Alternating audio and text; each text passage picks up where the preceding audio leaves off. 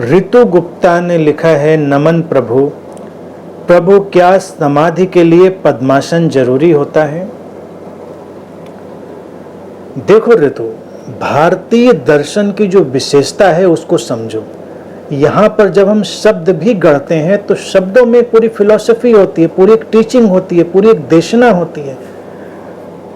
पद्मासन जब हम कह देते हैं तो पद्मासन समाधि के लिए एक बड़ी खूबसूरत व्यवस्था हो जाती है।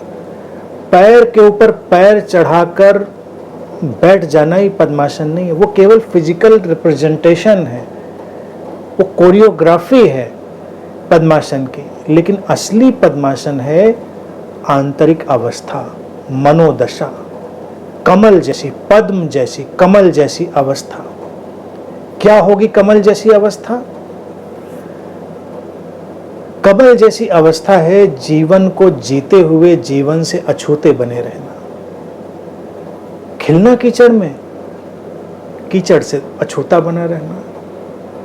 कीचड़ की निंदा नहीं करना, जिस जीवन में है उसके कंडमनेशन को नहीं करना, उसके सार को खींचकर अपने खिलने में बदल देना। समाधि और क्या होती है? समाधि है कमल की तरह खिल जाना, और उसके लिए पद्मासन जरूरी है। लेकिन वो शरीर वाला नहीं, क्योंकि कई लोग तो इतना नहीं उनके घुटने काम करें, चढ़ा के बैठ जाते हैं, फिर उतारने के लिए लोग बुलाने पड़ते हैं, पैर खींच के उतार दो इनका पद्मासन। कई लोगों को लगता है पद्मासन में बैठ कर ही जो लोग मरते हैं वो समाधिस्थ होते हैं। तो कई महात्मा मठों में, तुमको शायद पता हो या ना पता हो, बिल्कुल सच्ची बात है, कई महात्मा लोग आश्रमों में मर जाते हैं तो उनके जो चेले होते हैं, देखिए चेला शब्द ही थोड़ा खतरनाक जैसा लगता है, जो लवर्स हैं, डिसाइपल हैं, शिष्य हैं, थोड़ा सॉफ्ट लगता है, लेकिन चेला थोड़ा इसमें फोर्स आ जाता है। तो अक्सर उनके हाथ पैर तोड़ के उनको पद्मासन में बिठा देते हैं बहुत सारे महात्मा लोग, क्योंकि महात्मा जी थे, उन्होंने देह त्यागी, तो ये मान्यता थी कि पद्मासन में त्यागेंगे तो सीधे बैकुंठ जाएंगे। पद्मासन में तो त्यागी नहीं, तो करें क्या? उनको टेक लगा के बिठाया, पैर तोड़ के एक दूसरे के ऊपर चढ़ाए, पद्मासन लगा दिया, हाथ लगाए, बांध दिया। एक बार तो एक जैन बाबा को मैंने देखा, उनके चेलों ने उनको रस्सी से बांध रखा था। पद्मासन टिके कैसे? शरीर मर गया, अब इधर डोलेगा, उधर डोलेगा, इधर खिसक जाएगा, उधर खिसक जाएगा, तो उनके हाथ पैर लगा के पद्मासन की तरह रस्सी से बांध दिया था। फोटो मैंने देखी थी, मतलब मैं सरप्राइज हुआ, मैंने कहा कि ये तो कमाल हो गया, पद्मासन में बिठाने के लिए रस्सियों से बांध डाला। तो गुरुओं के साथ यही लोग सोचते रहते हैं कि क्या करें, कैसे इनको पद्मासन में डालें। तो किसी को पद्मासन में डालें नहीं, खुद पड़े नहीं, आराम से आपके पैर पहुंचते हैं तो एक ब्यूटीफुल पोज है, खूबसूरत पोज है, कोरियोग्राफ्ड पोज है, और अच्छा लगता है।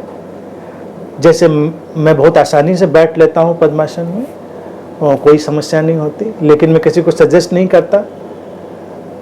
किसी के पैर फंस जाते हैं, मुश्किल हो जाती, लेकिन उसकी मूल भावना पर जाएं। जैसे हर चीज़ की मूल भावना होती है, तो पद्मासन की मूल भावना है कमल जैसी स्थिति में आसीन हो जाना, अछूता, अप्रभावित, जीवन में तटस्थ, जागा हुआ, निंदा से मुक्त, जो बुरा लगता है उसका सार खींच लेना, अपने जीवन यात्रा में उसका उपयोग कर लेना और कमल जैसा खिल जाना, वही तो समाधि है।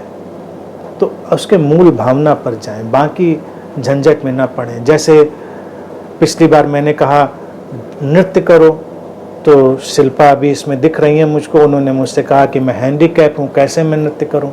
तो अगर ये कह दें कि पद्मासन लगाना जरूरी है, तब इस शिल्पा का ही क्वेश्चन आ जाएगा कि मैं कैसे पद्मासन लगाऊं, तो मेरी समाधि तो फिर फिलहाल इस जीवन के लिए कैंसिल।